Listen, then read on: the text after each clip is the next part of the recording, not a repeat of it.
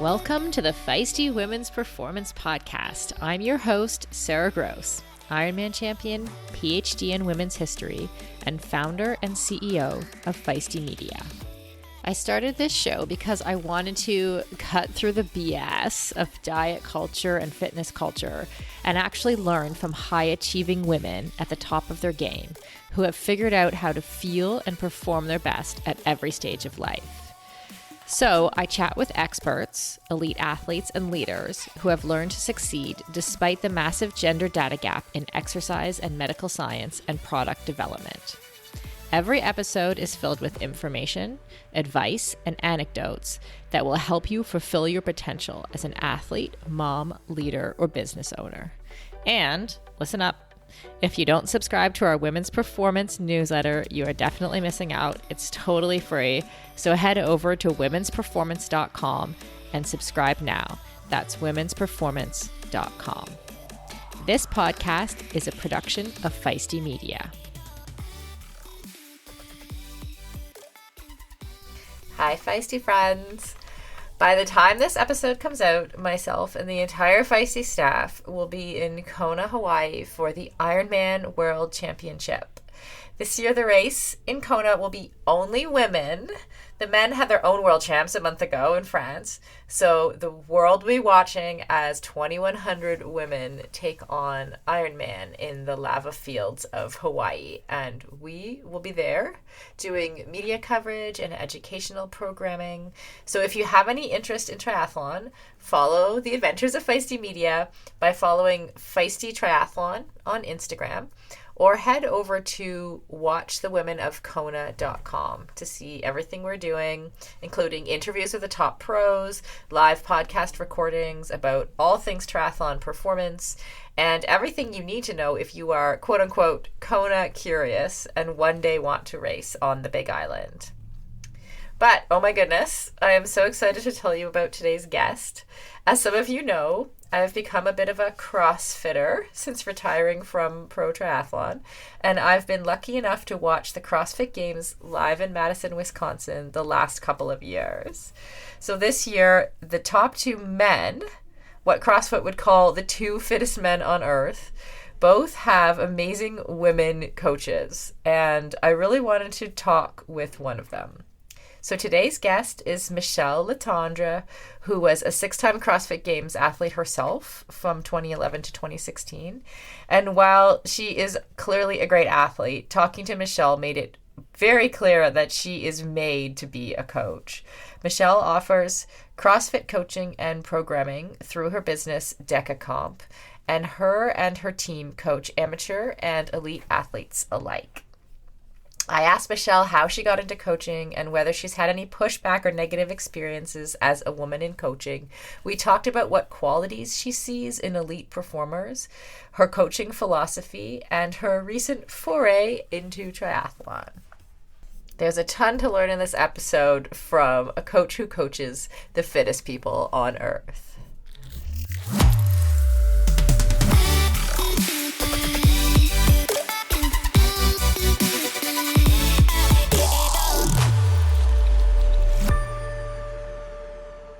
Michèle, good morning. How are you? Good morning, Sara. I'm doing well. Thank you. How are you?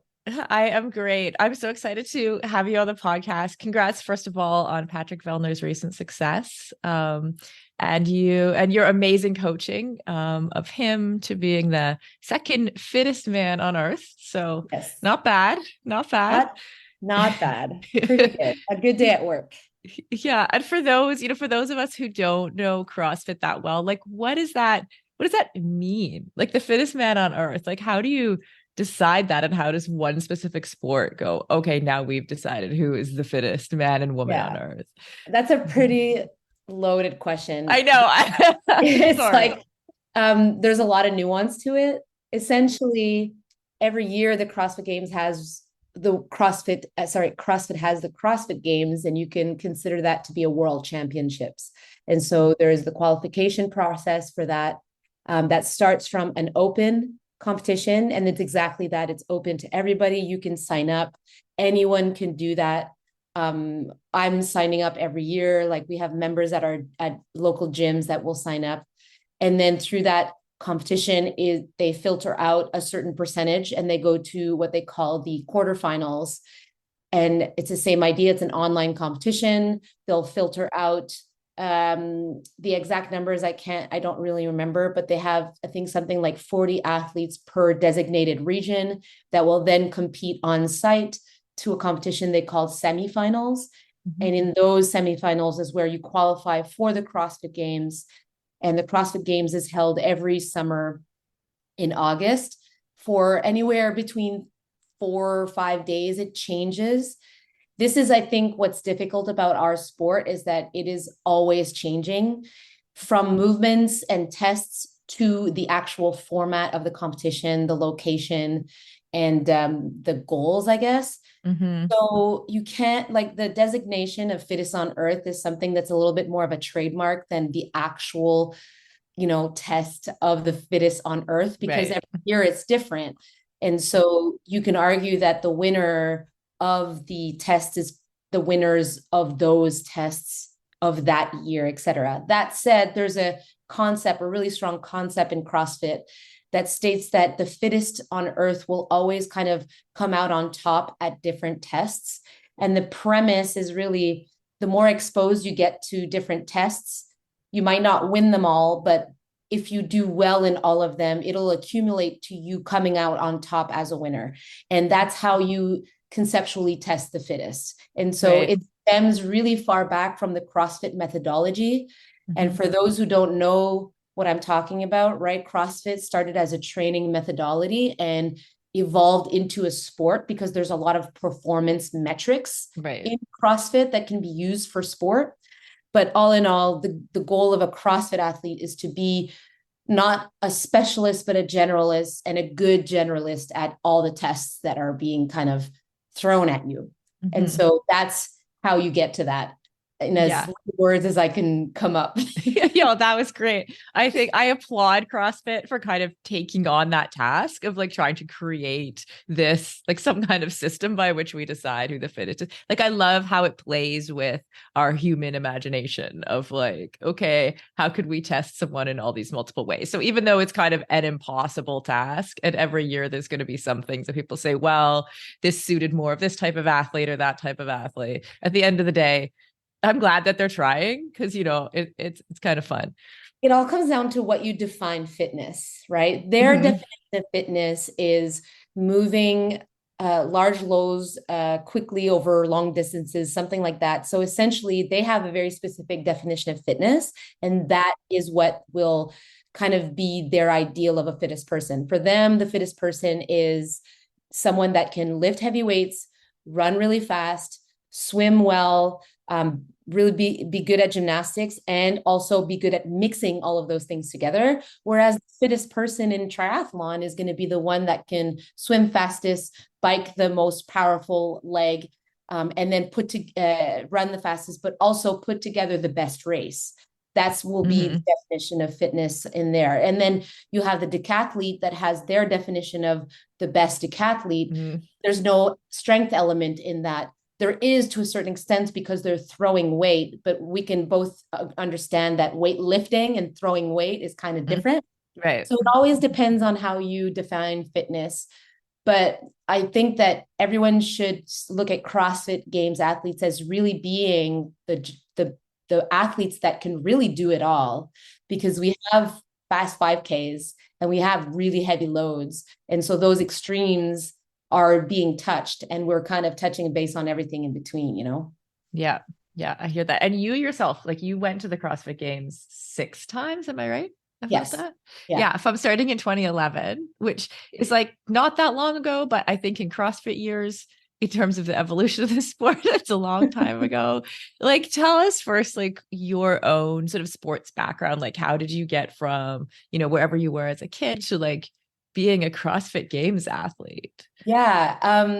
Every time I go back over the story, it's amazing how life kind of throws curveballs. So in my youth, my sport was all things aquatic. I lived in front of a pool in the summer in Montreal, in the West Island of Montreal. If anyone of your listeners comes from that area, we all know that community pools in the West Island are a big thing. So aquatic sports in Montreal are actually really popular. So I got exposed to swimming, synchronized swimming, diving, and water polo when I was young.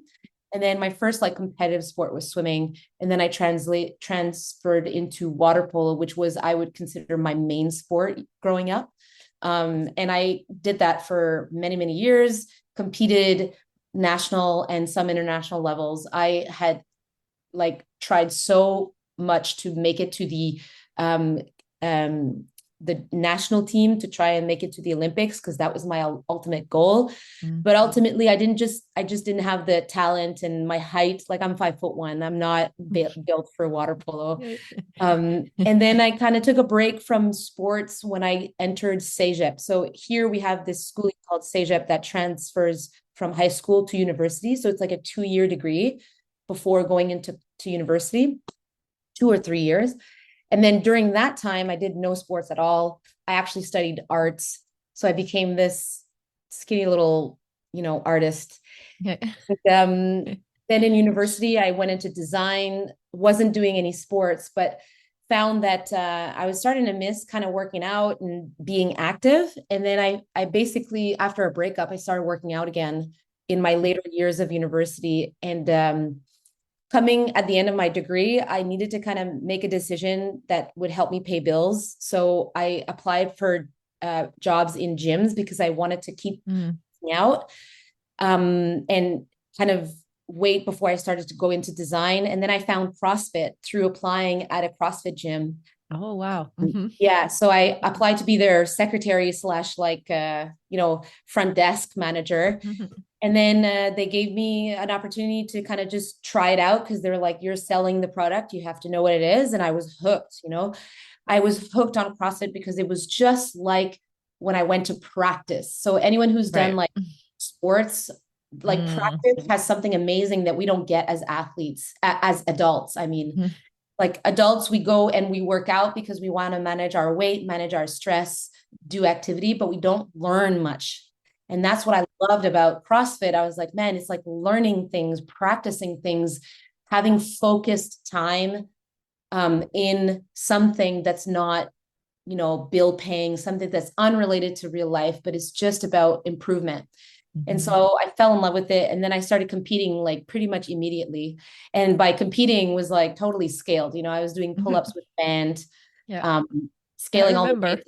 Yeah, all of that stuff. And then that was in 2009, December of 2009. My first competition was January 2010. So there's literally 1 month after I started doing CrossFit. And then I just jumped on every single opportunity to compete. And I just kept improving. I watched the 2010 CrossFit Games live, and I was like amazed by the women who were competing and what they looked like, what they could do. The fact that they were moving the same weight and doing the same things as men.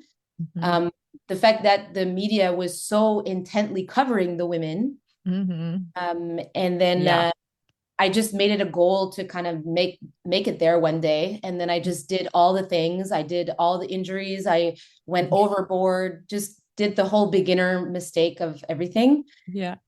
And then I made my first CrossFit Games in 2011, just kind of like a mix of hard training, surprise. There was an event that happened where the favorite to qualify for the games that year, aside from Camille Leblanc-Bazinet, made a big mistake in competition. And I kind of poked my way into that qualifying spot. We only had 2 spots back then. And after that, when I experienced the game for the first time, it became my mission to just do this for as long as I could. And so every year after that was just training to keep going there. And then after 2-3 years, my goal was not just to keep going, was to really try and hit the podium position and stuff like that. So that's kind of like the history of it. And then post CrossFit Games, I've touched on different sports as well. I've done Olympic weightlifting, competed at on international stage there, then got into running totally recreationally. And then that led into triathlon, which is something that I've always wanted to do. So now I'm doing triathlon totally recreationally and for fun. Right. I love that you're doing triathlon. Yeah. And well, one thing, okay, I'll ask you this. I could go down so many side tangents here, but do you now combine strength training with your triathlon training? How do you do that? Like, especially when you're like in a heavy load, say, for example, with the I'm triathlon not training. there yet. I'm not there yet. The triathlon Fair. training that I'm doing to me isn't serious. If I was Mm, serious with my performance, I would totally be doing the accessories and all the important strength building stuff. But to me, it's just like I'm still having fun with it. And I'm just enjoying doing training that's not weightlifting. Um, but I do CrossFit still. Like I'll do it once a week to kind of stay fresh. I'll add in some external loads here and there, but I'm just not there yet. right. Fair That enough. said, as a coach, if I was training a triathlete, 100% they would be doing a lot of the CrossFit style accessories that I program. That's probably not the same as pure triathlon, like weightlifting sessions that I've seen. Mm-hmm. They're a little bit more different, a little bit more based on athletic abilities like power, Yep. out and stuff like that. Mm-hmm. But for sure, it's something that in the long run, if I feel like it's going to be something I need to do to keep having fun, Mm-hmm. I will. But right now, I'm kind of still having fun with residual strength Yeah. from my previous life. Yeah, no, I get that. It's sort of like it doesn't, your muscle just doesn't disappear, right? I'm sure you've got plenty of power on the bike. So I do want to talk about your coaching career because I think, and you mentioned it before, like CrossFit is exceptionally like gender equal, especially in the sports world, right? Like, so we kind of see that, like the women get, almost unparalleled equal media coverage and stuff like that. Yet I don't think like we could take it out of the world in which we live and where we have like a very male dominated sports environment just in general, right? Yeah. And then this year at the CrossFit Games, we had like yourself and we had the first place male, both with female coaches, which was a bit mind-blowing, honestly, as someone who like covers a lot of women's sports and has seen, even like I used to coach triathletes a lot. I definitely saw places where myself or my other female coaches were getting pushed back around, oh, well, as a man, I want a male coach, or that kind of thing. So first of all, congratulations on your amazing coaching success. And also like you have built almost kind of like an empire really with DecaComp. So wow. So what is my question there? Where do we want to start? When did you actually start coaching? I've coached my entire CrossFit career. And I started in the gym, coaching class in the gym. And that's where I got kind of the most resistance as a female coach. Oh, interesting. Just like in the gym without like non-elite athletes, just regular folks doing CrossFit. Interesting. Yes. Things have changed a lot because the culture of CrossFit has it's expanded people's minds a little bit.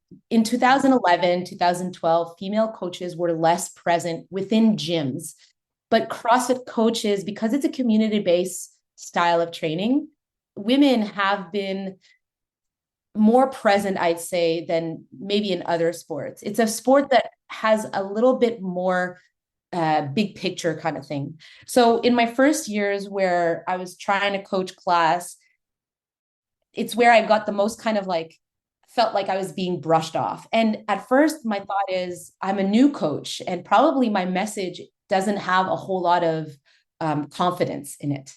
My tone of voice maybe just demonstrates that maybe I'm not the most like controlling coach or authoritative coach or whatever.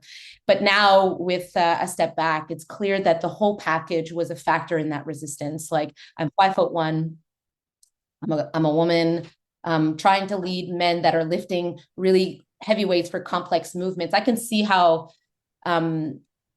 like I see now, it wasn't just because I was a beginner, I mean, part of it is there.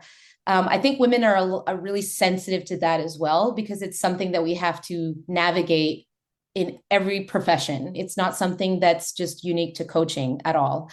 But in my actual competitive career, I started coaching competitively in 2017 after I retired.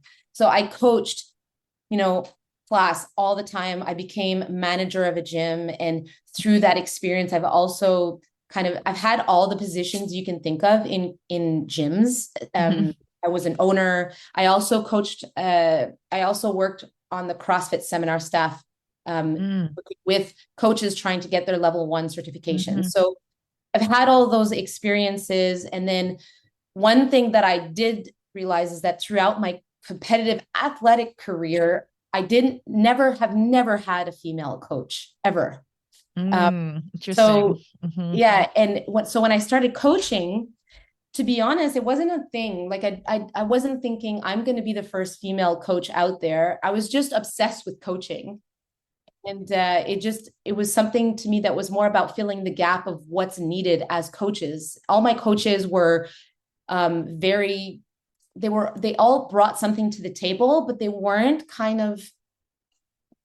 what I needed as an athlete. So I kind of set out to just provide what I needed as an athlete, someone that was understanding of my need for independence, but also understanding of my need for comforting and understanding of my need for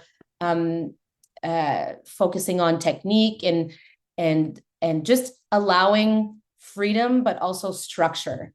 And so I started Decacomp in 2017 with the idea of being a coaching company that would really focus on technique, that would really have structured programming, because back then when I was competing, the programming was kind of just like, here's what's going to get you fit. But there wasn't a whole lot of progression. There was not a lot of thought on the different elements of training the sport instead of just doing the sport to get better at the sport. You know what I mean? So I just wanted to provide programming that was thought out, that had some aspects of specialty style training, meaning like I would provide running programming. I would provide also agility programming. We didn't have that before and all these things. So, you know, I just wanted to do something that I never had. Over the years, like you learn about yourself, like coaching changes a lot. And one of the key coaching qualities that you need to have is self-awareness. And so through the past years, I've kind of realized, oh, right. So on top of providing what I want to provide for athletes, what I think is best for CrossFit Games athletes to do, to improve and to be the best they can be, I also need to realize, like, I can't work with anyone. This doesn't suit anybody. The same way when I was being coached, not all the coaches suited me. So then you have to kind of decide what type of athlete you want to work with. And to me, that's the winning kind of recipe for success. So Pat is a demonstration of that, where he you know, I told him when I retired, him and I were really good friends. And I told him when I would retire that I was going to go into coaching, and that if he wanted to change his coaching, that I would be really excited to work with him. And it was kind of like a partnership, knowing very well that I was going to learn with him and he was going to learn with me, kind of thing. And so he trusted my experience. And I used him to see how things work. And it all came up to this year being, to me, the peak of our partnership. Although he didn't win, this year was the first year that I really felt like, you know, like, I think I can bring an athlete to the top. And it took this many years. I think it was his 7th year working with me, but I really think that he could be at the top. And I was fully convinced that it was his to lose, you know. So interesting. So did you saw that coming? Like, did you go into this games thinking this is going to be Pat's best games ever? I think I knew that with all the things that we had tried and the feedback that I was getting from him throughout the year, yes, there was a really solid chance that he could take the top of the podium. And yeah, and despite his age, because he is like 33 or 33. So I knew that this was going to be a really top year for him. Yeah, that's incredible. And I'm also wondering, you know, as you're talking, like, do you see certain qualities in people like in Pat or other people who have been super successful in CrossFit that create that success? Like, what are those qualities? I think it's intrinsic motivation and discipline. Like, and this is a process that I've learned over the years. I've worked with so many athletes. Pat is the one that has stuck with me over 7 years, but I've worked with so many athletes. A lot of them have had some of their best career finishes with me. And the key to those who are really good and consistently good, not top winners. When we're talking about top winners that are consistently on the top of the podium, we're talking about people that have an obsession, like it's really obsession. Right. But people like Pat and people who have consistently been at the top of their game are people who are just treating their craft as work, and it's not personal, and they're extremely disciplined in getting the work done, but also communicating when they need to rest. And so they'll take their passion and desire to be better, put that aside, know that they'll know when rest is more important than the work. And so that's where discipline is. So you have to be extremely disciplined and extremely intrinsically motivated to do this.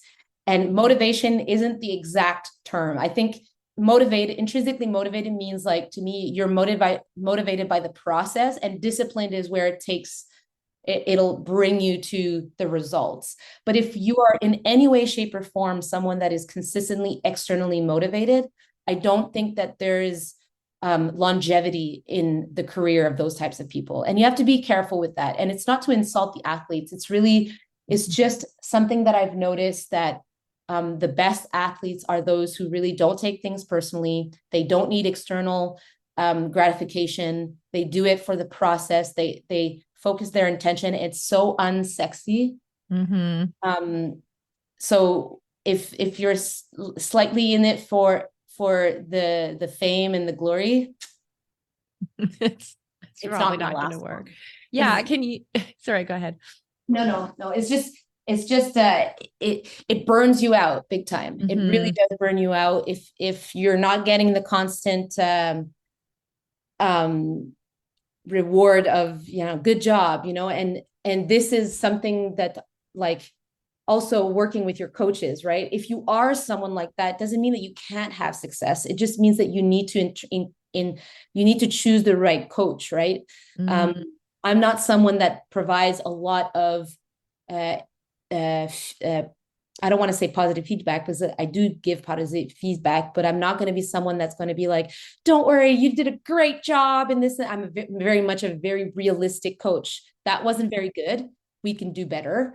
To me, is a positive feedback because it's constructive and things like that. But if you're someone that kind of feels like that kind of feedback is just, it tears you down and you don't feel supported, then you need to change coach. And I've had that happen to me, and that's okay.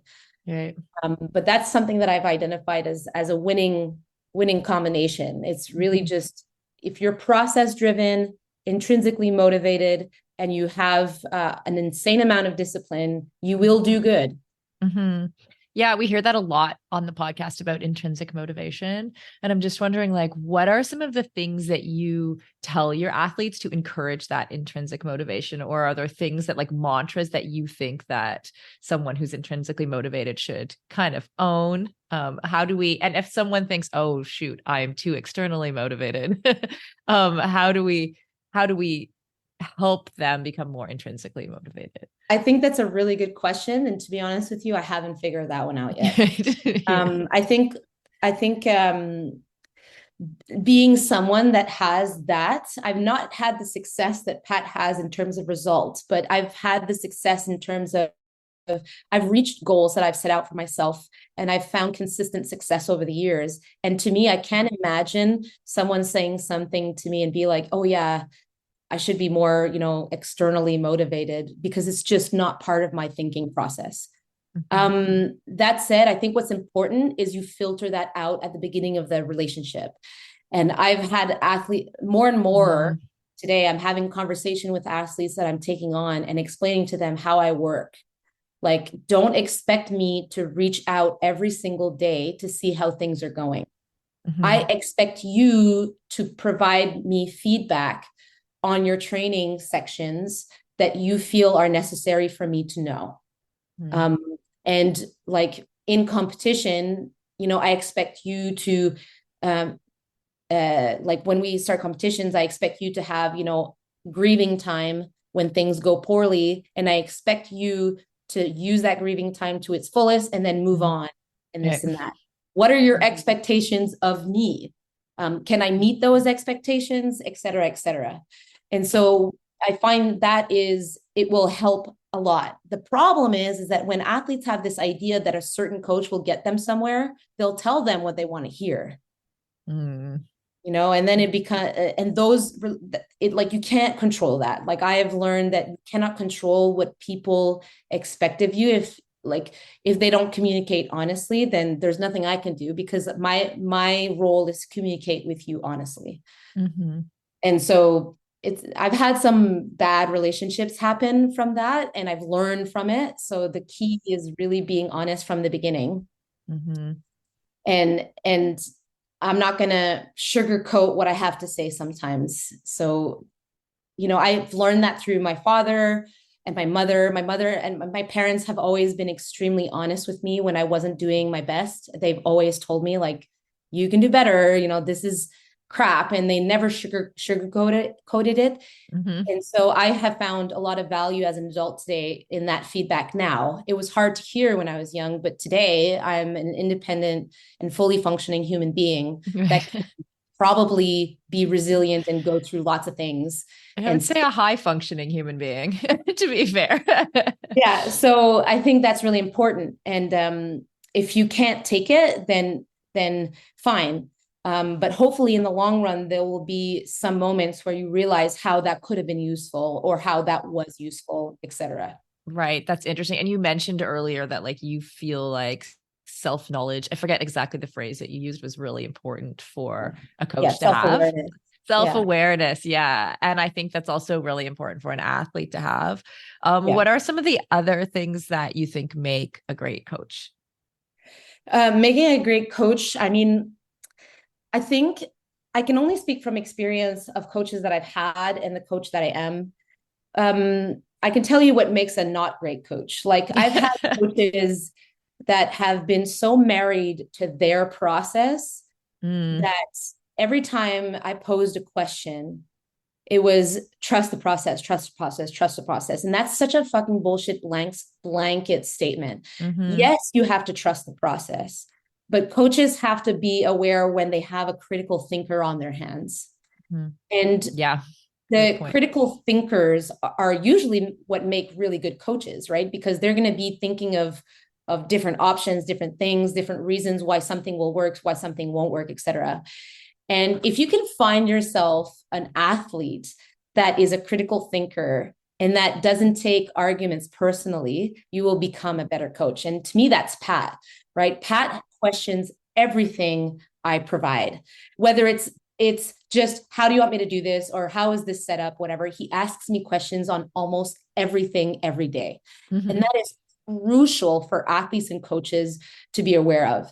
And that's a sign that you have someone that is just really wanting to do the best they can in the moment and getting the most out of that training session. So coaches need to know that questioning isn't personal. Questioning is, hey, I want to do this properly, or hey, is this the appropriate thing for me? Because, this and that. And I was like that.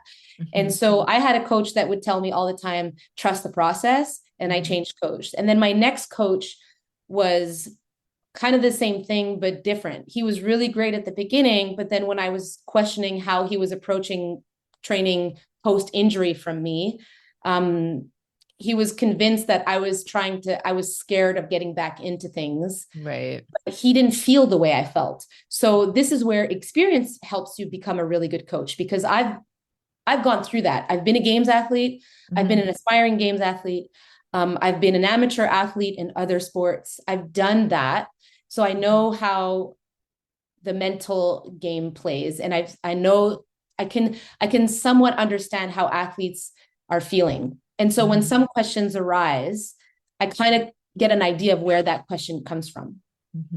So experience is really important. And it's important to understand the difference between being a elite level experienced athlete or just having experience in different things. You don't have to be a games athlete to be a good coach.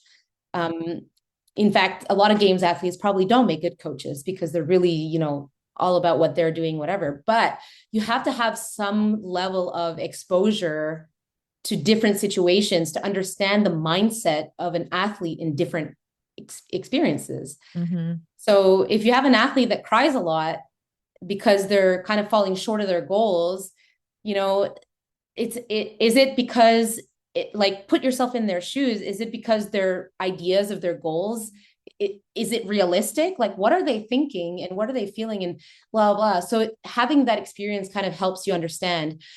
And having experience in different sports also helps you see things completely differently and helps you be creative with your training approach, like on a more Absolutely. level. Mm-hmm. And so one of the things that I really appreciate about doing triathlon now is that it has very much affected the structure and the way I program for my athletes.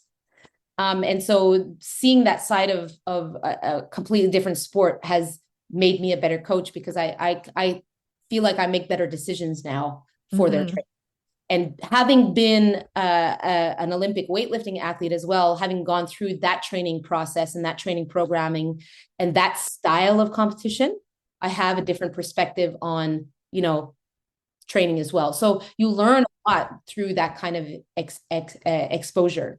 Absolutely. I think when I'm doing my CrossFit training now, I often think, about some of the lessons I learned from being an elite triathlete that I would apply. Like, I almost wish I could have the opportunity to try to perform a little more in CrossFit. I just don't have the time right now. So maybe someday, but like, if I did, I'm like, I know exactly like which lessons I would bring over, because I can see the ways where the two sports could work really well together. So 100%. it's really fun to think about.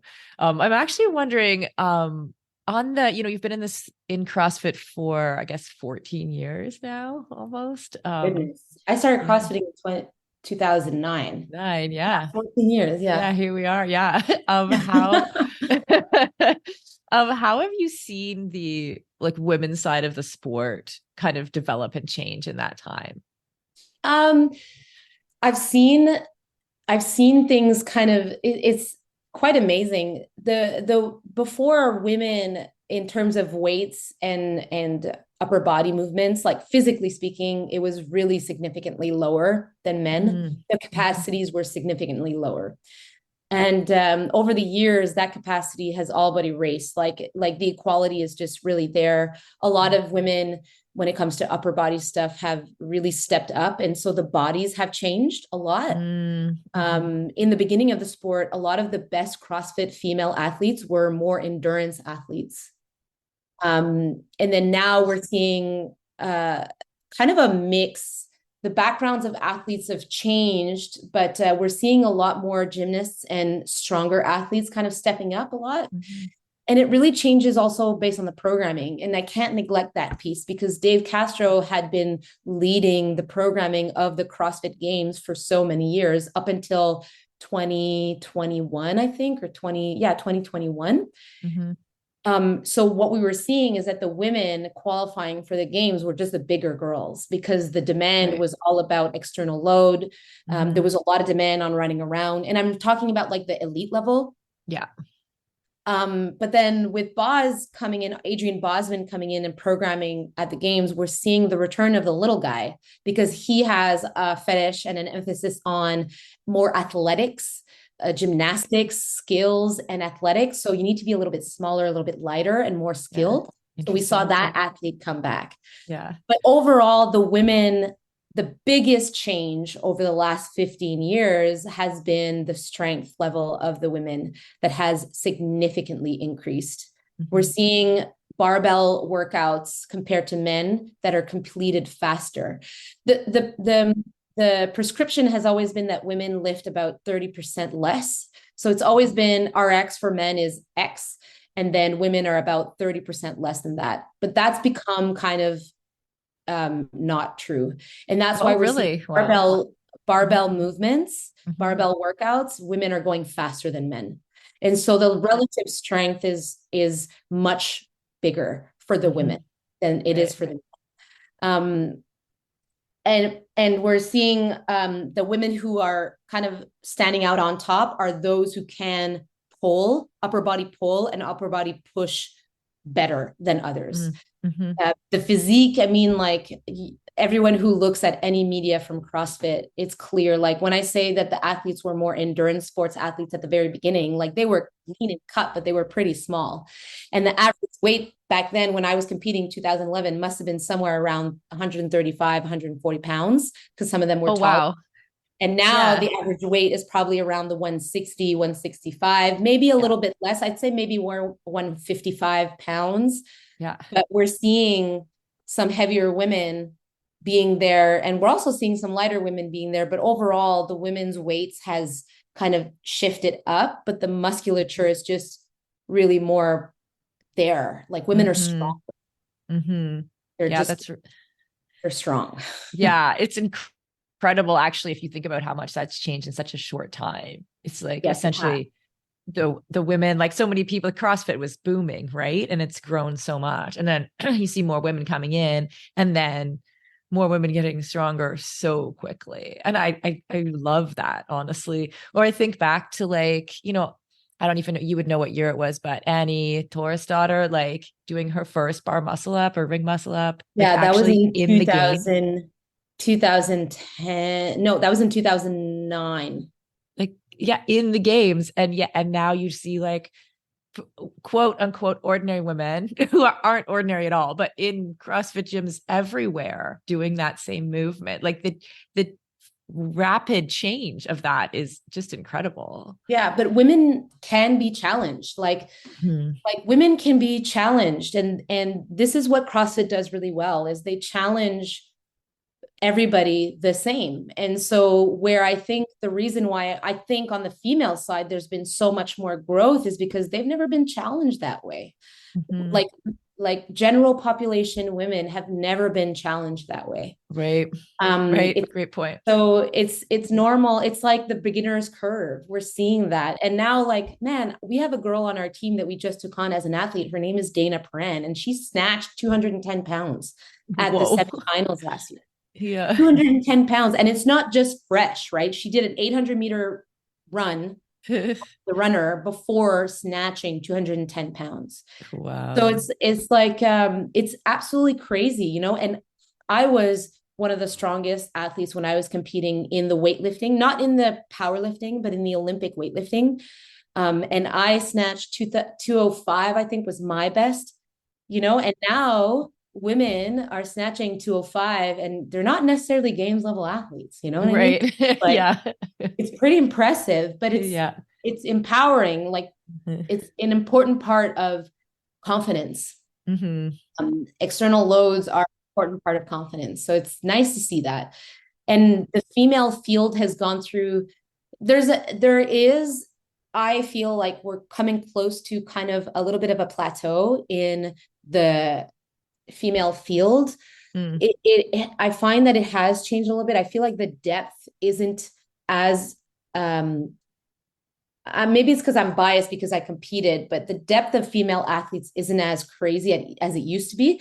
But I think that's a normal cycle of things. There's a generation of athletes that have kind of like stepped away, had children, retired, whatever. And I think it's going to just take a little bit of time for that to fill up. I think we're in the process of seeing that filled up.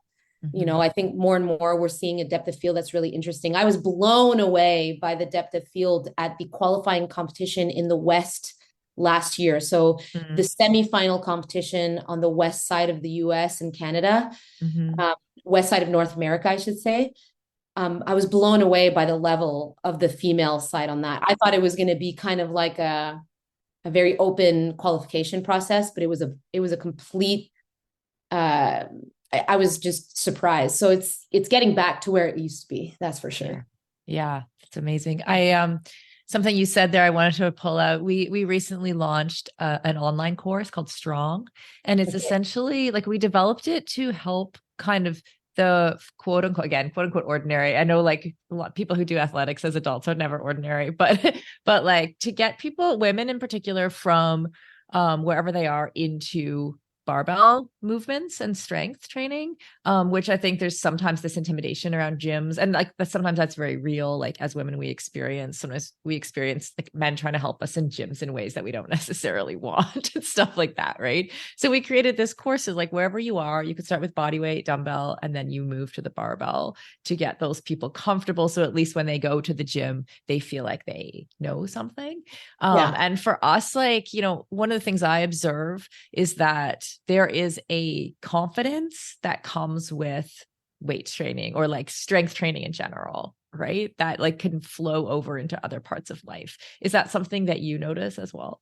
Oh yeah, 100%. Like learning new things is probably the most important thing anyone with confidence issues should do.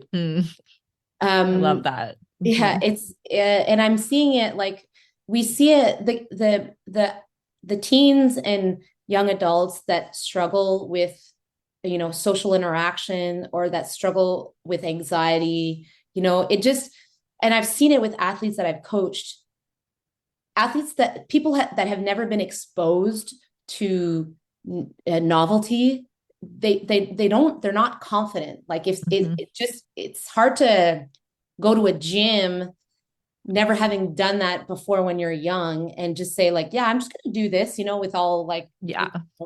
So I think the tool of weightlifting is just one of many, you know. It could be learning painting, drawing, anything, because it just makes you feel good about yourself. It's just acquiring knowledge makes you feel good. It's just nice to be able to just say like, oh yeah, I can totally do that. It's the basics of what it takes to be just a functional human being. So you can't be confident if you don't do that. And I think the weightlifting, the advantage of that is just overall the health benefits of it on top of just the confidence level. And I have to agree, like I've been in a situation when I was young and I went to a weight training room, like my fear was like, people are going to think I'm a complete like I'm a complete fool. Just, I don't know what to do. So I'm going to walk around in this room and just feel completely vulnerable and exposed. So I get that. And everybody wants to go to the gym. Everybody wants to go to the gym. It's part of our new realities as adults, where it's like, well, I need to do this for long-term and some investment in this and that. But if you don't feel confident in how you're going to do that, it's a big wall. So yes, weight training, it's just a tool to me. It's just like any other tool. Like I've been exposed to sports my whole life. So for me, anyone who's kind of intimidated by sports is just silly because man, it's just sports. But that's my worldview. That like financials though, like when I'm as a business owner, my biggest weakness is just business development. And I feel so out of place when it comes to that and not confident that like, if I'm exposed to that kind of talk, I'm kind of jetting because it's like, oh, people are going to know I don't know what I'm doing and I'm out, you know? So I would kill to have some kind of exposure and education on that, you know, but again, I'm lacking time too. But so I think all in all, it just comes down to learning skills that help increase your confidence. And confidence is like, it's not something that you have a plateau of. It's not a limited resource. The more you learn, the more confidence you build, and the more you feel comfortable in learning new skills, and the less you get intimidated by situations that you have zero experience in. And so I think that's where women and men are different. Education of men has always been like, figure it out. Oh, he'll figure it out. Da, da, da. Education of women has more been, oh, like that's a little dangerous or this and that. Like we've been a little bit security blanketing women and girls, which kind of impede their capacity to feel confident in new situations. And so if you can do, as an adult, as a female adult, if you can start with weight training, because it is a little bit more, you can get a personal trainer or a course like you're running and do that. And then that will just get you, hey, maybe one day, I've always wanted to learn to paint. Like I'm going to go take a painting class, you know?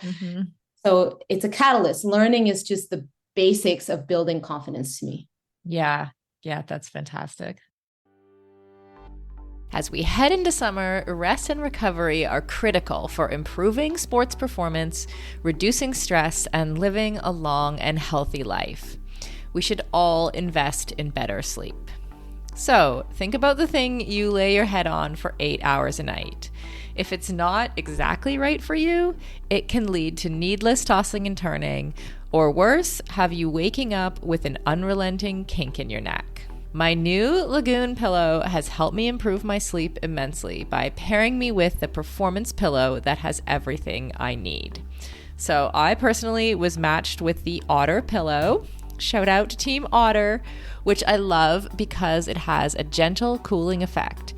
And I was able to choose how much stuffing I wanted in it, which is super important to me because I'm doing a decent amount of CrossFit these days and my shoulders are kind of creaky. So having a pillow that is stuffed just to the right height keeps my neck and head in exactly the right position and comfortable for the entire night. And as of fall 2023, Lagoon launched their 100% mulberry silk pillowcases. It's cool to the touch, buttery soft, and great for your skin and hair. You've got to go check out this pillowcase if you want to feel great and look great every morning. Waking up for morning workouts has never felt better. I'm refreshed and pain-free thanks to my Lagoon pillow. To check it out for yourself, go to lagoonsleep.com/performance and take the 2-minute sleep quiz to find your perfect pillow match. And then use the code PERFORMANCE for 15% off your first purchase. That's code PERFORMANCE at lagoonsleep.com/performance, whole 15% off, and the link is in the show notes. You can just click through there.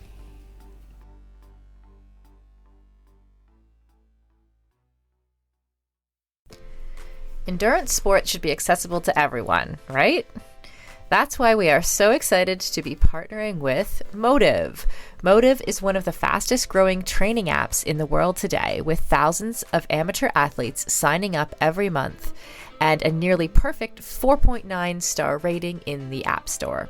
You are not a template, and your training plan should not be either.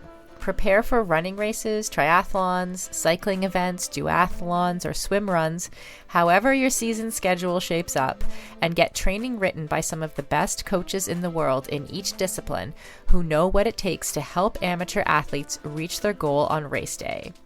The app takes the training written by those experts and then creates the most optimal training plan for your schedule, abilities, and goals. Plus, the training is fully customized to your race schedule, how much you can train each week, your current abilities, and the goals you want to achieve in your race. You can use the app for free as long as you want, or get all the upgraded features from the app for just $19.99 a month. But as a Feisty listener, you can sign up at mymotive.com and use the code FEISTY for 2 months of full premium access. That's right, you get 2 months of premium for free. So you quite literally have nothing to lose. So head over to mymotive.com, mymotiv.com, and use the code FEISTY, FEISTY.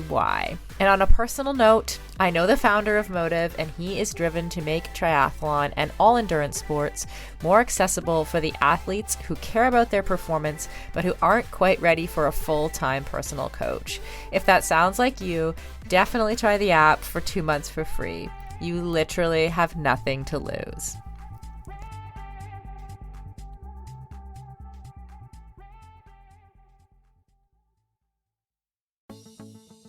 Building muscle can be tough, and gains can be so slow, even for those of us who do a lot of strength training.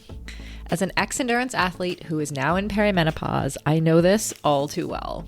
It can be frustrating to put in the time in the gym and not see the results I'm looking for. That's why it's super important to take the right supplements at the right time. One of those supplements is essential amino acids, which are needed to trigger muscle protein synthesis. Muscle protein synthesis happens when you eat high quality protein like eggs or whey. And by supplementing with additional essential amino acids, you can make sure you are getting the full benefit of your training sessions. Targeted essential amino acid formulas can be up to 4 times more effective than just eating protein. I've been taking amino acids for almost a year, and in combination with eating quality protein and a couple other supplements, I have managed to turn the tides on age-related muscle loss, which starts at 30 for women, by the way, and I have continued to make strength gains as I head towards 50. AminoCo has been a long-time sponsor of Feisty Media and has supported all of our brands and podcasts over the years. I recommend starting with AminoCo Perform, and you can grab some at aminoco.com/performance. If you enter the code PERFORMANCE, you will save 30% and receive a free gift if it is your first purchase. Give it a try and let me know how it goes. That's aminoco.com/performance and use the code PERFORMANCE to save 30%.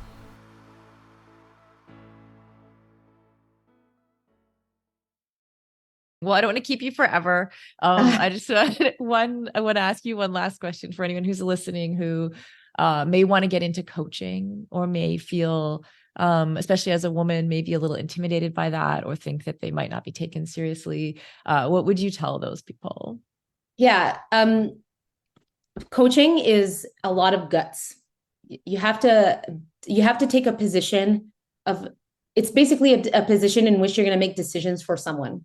Like women who want to get into coaching have to realize that at first you kind of have to put yourself in a position of, I'm going to make these decisions and this like that. There's a huge part of education that helps build confidence. So if you're not educated in the world of coaching, and I'm going to talk to CrossFit because it's my field of specialty, but if you're not educating in different training systems, then start with that. Right? That's a practical piece of advice. The more you know about different training systems, different training methodologies, different training approaches, modalities, etc., the more you can you have more tools in your toolbox, basically. But you have to learn how to use those tools. And so a lot of that has to be either you will learn to use them by trying out your programming and your coaching. Okay. Because coaching is just one part programming and one part navigating people, right? Managing people. Sure. Yeah. But the programming part of it is important because it's what you're kind of selling. Right. So and you need to be confident in that, right? Like, yeah. Yeah. Mm-hmm. It's the practical thing that you're trying to sell, right? You're going to develop your style with experience. Don't expect to have a specific style at the beginning. That's what I thought. Like when I started coaching, I was like, man, I don't know what I'm doing with programming. But with experience, I've realized like, well, you try different systems that have already been tried and approached. And what I did a lot of things that I used to do as an athlete. And then over time, you start to get more understanding of what programming really is and how creative you can be. And then you start to implement your style. And this is like in art. They teach you have to know the rules before you break them. Because every artist will break rules, either by aesthetics choice or by conceptual choice or whatever. But you have to know the rules of training to understand how to use them to your advantage. And you have to be also a little bit of guts. So it's education, practice of the system, and then you have to be gutsy and you have to try things. And this is where it's really scary. Like when I started working with Pat, and I start like in my first or second year, I remember having a conversation with Pat and saying, I really want to try this system. Do you want to try it with me? This is what I'm trying to do with this system. And so I basically told Pat, here's what I'm trying to do. Are you down with this? And his answer was, yeah, I'm down with that. And then my role was to kind of see if that worked. How do I know if it works? Like, how do he feel at the competition? How does he feel in training on a day-to-day basis? Testing and retesting, not excessively, because the more you're experienced, the less you need to do that, really. But so if I were to summarize this, it's really get theory in education, get like lots of theory, learn processes and educate yourself theoretically. Then get practical education. Learn how that applies either through someone that is willing to do it with you or you yourself. And then just be creative with what you've learned. And creativity is super important as a coach, in my opinion, because it's just, you can really develop something new with creativity, but you can't be creative if you don't have previous dots that are on the map, right? My favorite definition of creativity is connecting the dots that seem that are unseemingly connected. That's creativity. So it's not just related to absolutely. art. Yeah, that's innovation. Right. Yeah. So if that's where experience comes into play, like if you have previous experience in different sports, you can connect those dots with CrossFit. But you can't be creative if you don't have those first two steps. So those are my practical advices. Now, when it comes to confidence, you cannot build confidence as a coach until you've been a coach. So you have to be a coach, and you have to be okay to be wrong. Right.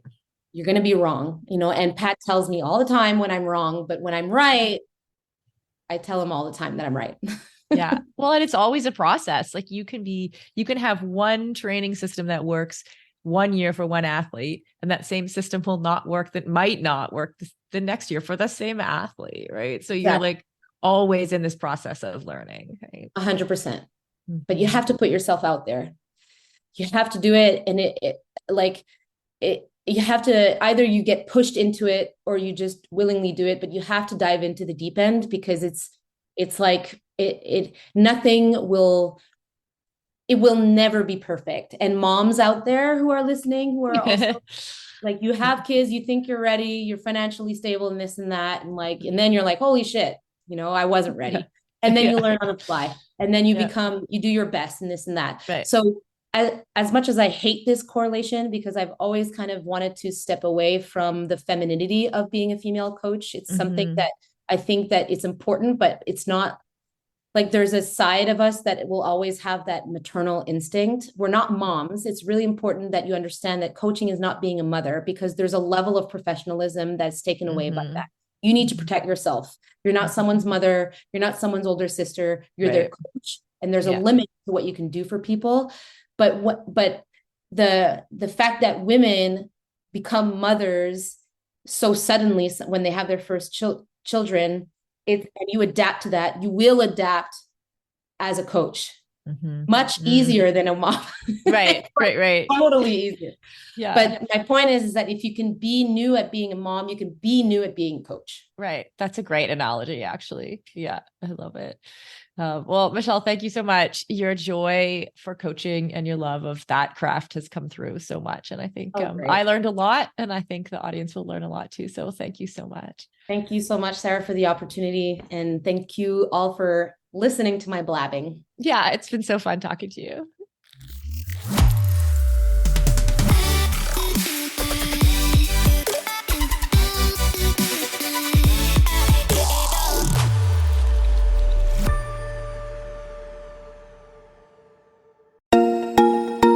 As a lifelong runner and triathlete turned CrossFitter, I am stoked to announce that the athletic eyewear brand Tifosi Optics has joined us as a partner here at Feisty Media. Tifosi sports glasses hit all the marks for athletes. They're shatterproof polybicarbonate, so the lenses not only reduce glare, but also offer scratch resistance, which I 100% need. They stay in place when you are moving. The hydrophilic rubber nose pads actually get more grippy the more you sweat, so they are secure and don't slide down your face even when you're running in hot conditions. No matter what sport you do, Tifosi has shades for you. Whether you love tennis, fishing, pickleball, running, cycling, or just hanging out on the beach. They are super reasonably priced, which I love, so I can have multiple pairs that go with any outfit. And of course, Feisty listeners get a special discount. So head on over to tifosioptics.com and use the code FM20. FM as in Feisty Media to get 20% off your order. That's FM20 at tifosioptics.com. I'll put a link in the show notes to make it easy for you. For decades, running shoes have been researched, tested, and designed for men. Brands have relied on the shrink it and pink it approach to sell male shoes to female customers. That's why we are so excited to be working with Fittest. Fittest designs athletic footwear for women that elevates performance, safety, and style. Fittest unlocks the science behind women's biomechanics through dedicated research, creates better shoes for women that support their longevity and performance, and establishes new design standards to promote transparency in a male-biased industry. Fittest have a lower ankle collar to reduce rubbing, a breathable mesh toe box to allow for ventilation and to allow for female toe shape, a special kind of plate in the midsole to keep tired legs going, a narrow heel cup to reduce heel slippage and take the pressure off our Achilles, and a rounded instep to create a snug fit. Fittest has 3 shoe models designed for different sessions: the Alma Cruise for long runs, the Alma Tempo for training days, and the Alma Speed for pushing the pace. I've personally been running in the Alma Cruise and I love them. It's the shoe I always wanted and never knew I needed. The fit is perfect in every way. You can get your own pair of Fittest at fittest.com and use the code Feisty20 for 20% off. That's Feisty20 at fittest.com, and it will all be in the show notes.